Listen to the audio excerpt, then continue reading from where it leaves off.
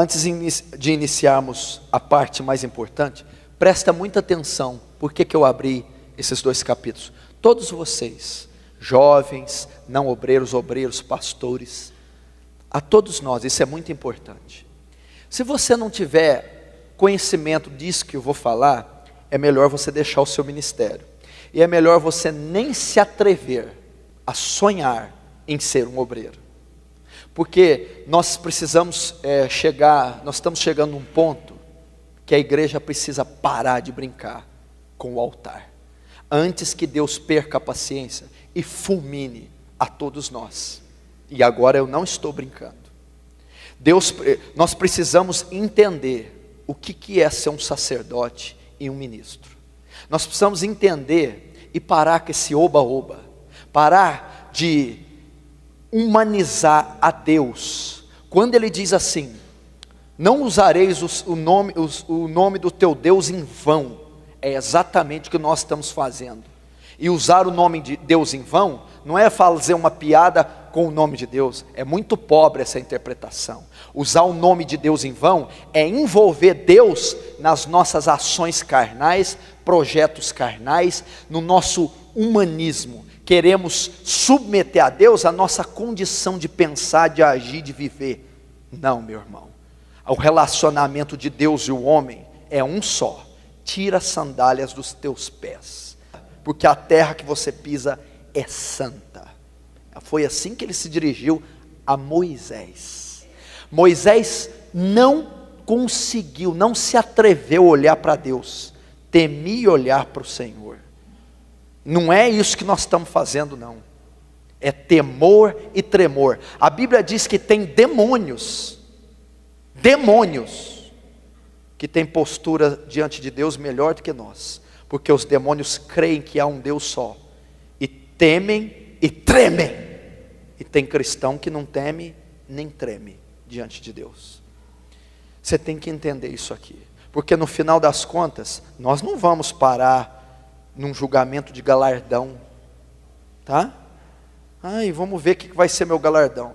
Talvez o seu julgamento seja o da condenação. Profetizei em teu nome, fiz milagres em teu nome, abri comunidades em teu nome, fiz congressos em teu nome, curei em teu nome, cantei em teu nome, gravei CD em teu nome, fiz de torto a direito com teu nome. Você fez? Mas eu não te conheço. Aparta de mim, vós que praticais a iniquidade. Isso é muito sério. Isso é muito sério. Não pense que esse dia não chegará. E a Bíblia diz que sobre os falsos profetas e os líderes de Israel, eu e os outros, haverá maior rigor para nós. Haverá maior condenação se brincarmos com o Senhor. Então, meu filho, eu acho que você deveria pensar bastante antes de integrar no ministério. Você já viu a responsabilidade de você assumir a vice-presidência de uma Vale do Rio Doce, de uma Coca-Cola, de uma Tramontina, de uma Philips? Se assumisse a presidência ou a vice de uma reitoria, de uma grande universidade, seria uma tremenda responsabilidade. Mas nenhuma responsabilidade compare-se à responsabilidade do sacerdócio cristão. Porque enquanto todos esses cargos de altíssima importância lidam com algo terreno, você, simples obreiro, está lidando com almas eternas, que não têm preço, que não se limitam a este século. E Deus vai pedir a conta de cada uma delas a você no dia do juízo. Por isso eu li essas duas coisas. Por que eu tenho que saber isso antes de saber sobre o ser obreiro? Porque o obreiro tem que saber que ele lida com duas coisas, para ele ter temor. Primeiro, a Deus. Segundo, as almas. Primeiro, a Deus. Nadab e Abiú eram dois obreiros, eram dois sacerdotes. E a Bíblia diz que eles foram exercer o ofício deles sem condição. A Bíblia não diz, é engraçado que essa característica de Deus ninguém prega. a ira de Deus, o juízo de Deus. Sabe o que Deus os fez? Não os colocou de lado, não deu uma penitência a eles, os matou. Fogo estranho, matou Nadab e Abiú, os filhos de Arão, da tribo de Levi. É assim que Deus enxerga um obreiro despreparado. Então por que Deus não me matou ainda? Está morto espiritualmente, faz tempo. Então primeiro eu tenho que entender que o ministério, em primeira instância, em primeiro lugar, ele é para Deus. Ele não é feito para o homem, nem para uma instituição física, civil, filantrópica. É feito para o céu, é feito para o eterno, é feito para aquele que escreveu as leis em rochas, é feito para aquele que criou os céus e a terra com o sopro da sua boca, é feito com aquele que é alicerçado em juízo e justiça, é a base do seu trono, o Salmo descreve. É aquele que está num trono de glória. Define para mim a natureza do que é glória. Traz uma definição para mim do que é glória. Deus é um Deus feito de glória, não há definição. Deus é santo, significa ímpar, separado, justo, totalmente envolvido em outra esfera, infinitamente superior à sua. Então, em primeiro lugar, o ministério é exercido a Deus. Deus, o Todo-Poderoso. O ministério não é feito para nós, igreja não é aberta para nós, o título não é para nós, não tem nada do homem quando diz respeito ao ministério, porque dele e por ele e para ele são todas as coisas. Glória, pois, a ele eternamente. Amém. Então, é para ele, não é para mim, não é para você. O púlpito não é uma vitrine, não é uma exibição do seu talento vocal, musical, teológico, escatológico. O púlpito é nada mais do que a referência de um altar, e você simplesmente é o sacrifício depositado nesse altar. Eu tenho que ter esse entendimento. Então é para ele. E quando eu sei que é para ele, já que eu exerço as minhas funções seculares com tamanha destreza, temor, pudor, reverência, que são feitas a homens, quanto mais exercer algo que é feito a Deus.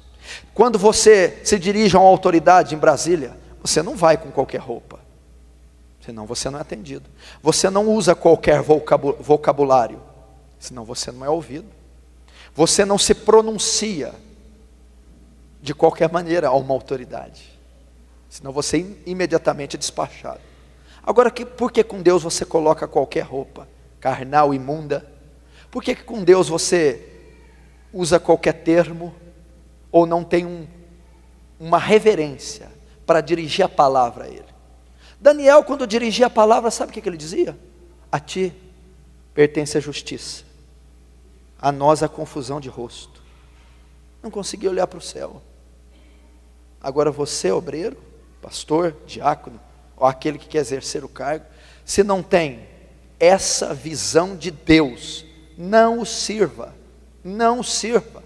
Procure algo secular para fazer, contribui com a sociedade, com o governo, com a cidadania, mas com o céu não vai ter contribuição da sua parte. Moisés chegou lá escolhido, um homem que Deus tratava face a face. Você não está entendendo. Tira a sandália, você é uma criatura pecaminosa. Por mais que eu abunde em graça e misericórdia, você continua sendo o que é. Então essa é a relação. Então esses louvores falam, olha para mim, beija, me abraça. Isso é carnal, isso é antibíblico, antiteológico. Isso não existe. Isso não existe em hipótese alguma, jamais vai existir, e não há como refutar. Deus não olha para ninguém como olha para uma mulher. Olha para mim, me beija. Isso não existe. Me abraça, quero sentir seu cheiro, colocar seus sapatos. Que conversa é essa? Que conversa é essa? Moisés não colocou os sapatos dele, não beijou ele. Que conversa é essa? Então essa é a visão de um Deus terrível. Por que eu vou dizer do terrível? Porque o de graça e misericórdia você está cansado de ouvir. Deus é amor em 1 João. Só que em Salmo 7, você já leu que Deus é um Deus que se ira todos os dias? Você já leu no Salmo 7 que ele já desembanhou sua espada, e se o ímpio não se converter, ele vai matá-lo? Você já ouviu dizer que quem manda para o inferno não é Satanás? Não temeis quem mata o corpo. Antes vou dizer a quem devais temer, temei antes aquele que tem poder de fazer a alma perecer no inferno. É Deus que envia o inferno. Você acha que o diabo vai mandar no inferno? Você acha que o diabo tem alguma coisa? O inferno foi criado para ele, para o suplício e a ira ser lançada sobre ele. Então o diabo está no mesmo âmbito dos sofredores. Sabe por que o inferno é terrível? Porque a ira do Cordeiro será despejada nele. Apocalipse 14 diz que o inferno é terrível porque o Cordeiro estará lá. Já parou para pensar? É a ira de Deus que vai ser despejada, não é Satanás. Então Deus se ira.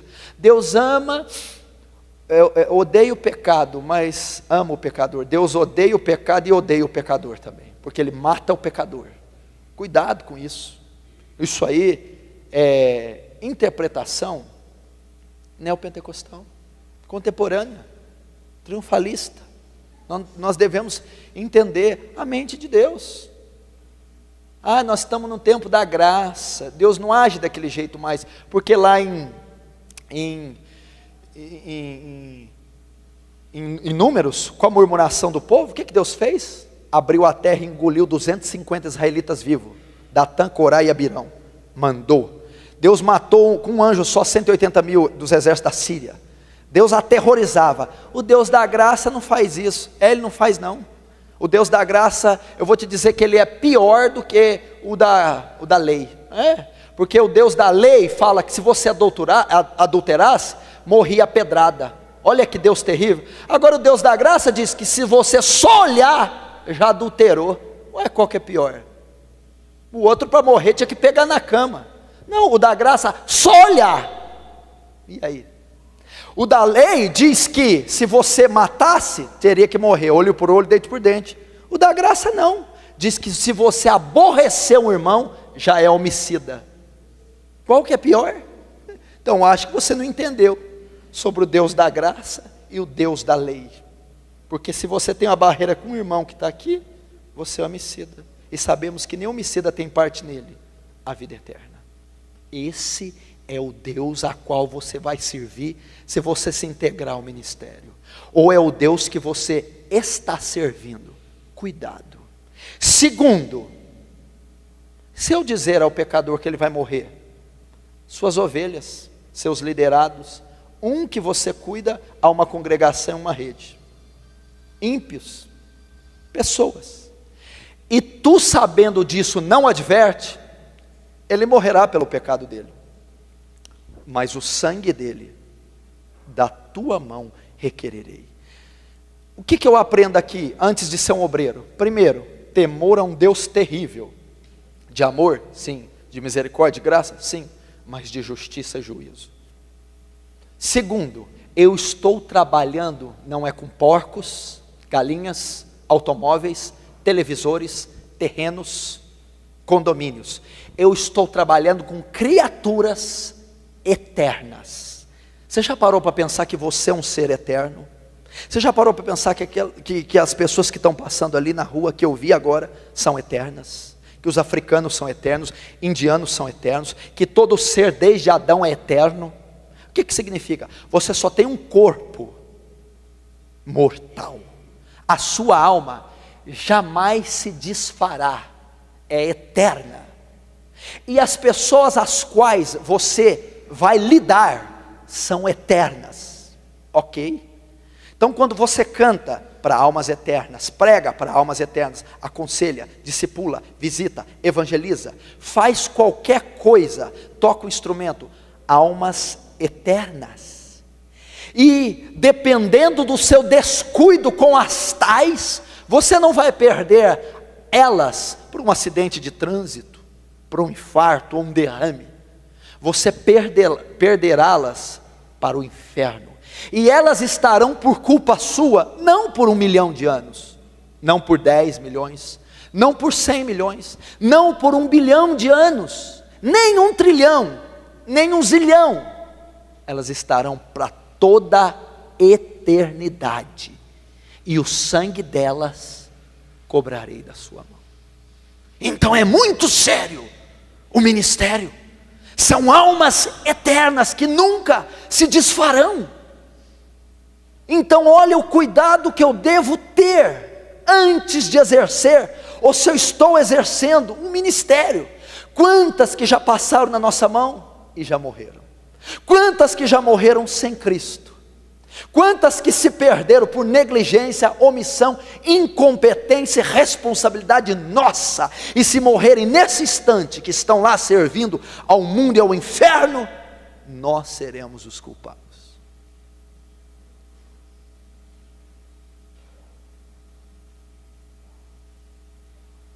Achando que é brincadeira? Deixa, vai assistir a televisão.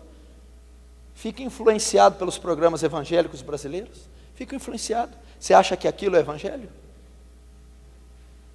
Você acha que aquilo é método de ministrar louvor? Método de compor um louvor? Método de ser um instrumentista, um pastor? Uma campanha, uma cruzada é daquele jeito? Aquilo está ligado a marketing, merchandising, política, parlamento, maçonaria, popularidade, ramificação da placa. Não tem nada a ver com o evangelho de Jesus Cristo. Meu irmão, você não tem ideia, esses líderes, o que será o trono do julgamento para esses homens? Você não tem ideia. Deixa eu dizer algo aqui, está tenso, né? Tá forte, mas é para ser assim. Deixa eu dizer uma coisa aqui. Você acha que o julgamento de Adolf Hitler vai ser feio? Adolf Hitler foi responsável pela morte de 6 milhões de judeus. Mussolini, Stalin, Marx, Lenin, Joseph Mengele, você acha que vão ser responsáveis? São os maiores assassinos que essa terra já teve.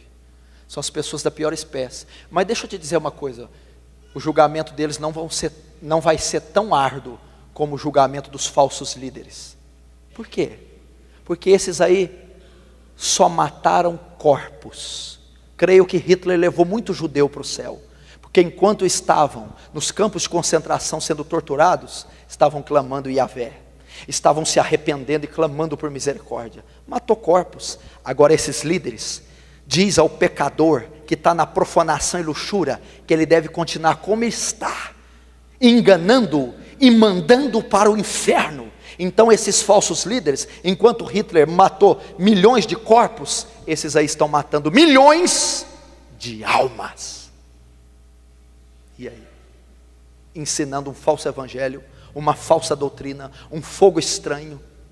Não queira, meu irmão, sonhar como vai ser o dia do julgamento para esses leões de chácara, para esses falsos obreiros e falsos apóstolos, porque eles vão dar conta de cada alma, porque a Bíblia diz assim: ai daquele que fizer um só desses pequeninos se desviar do caminho, seria melhor que amarrasse uma pedra com uma corda no pescoço e lançado no fundo do mar. A palavra do Senhor diz isso. E eu tenho que ter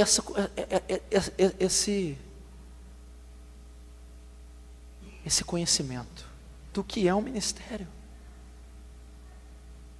Antes de subir num púlpito, como é que está a minha vida? Quanto tempo você passou em oração para cantar? Para pregar? Para aconselhar? Quanto da Bíblia você estudou para ter princípio bíblico e não falar coisa da carne ou das ciências sociais? Como é que é? Passou a semana inteira vendo novela, TV, internet, paquerando, passando a mão. E depois foi louvar, ministrar, pregar, cantar. É o ministério de Nadab e Abiú. É o ministério de Nadab e Abiú.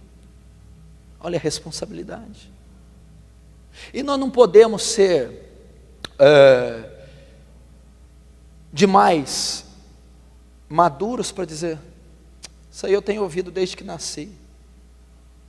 Talvez nunca ouviu desde que nasceu.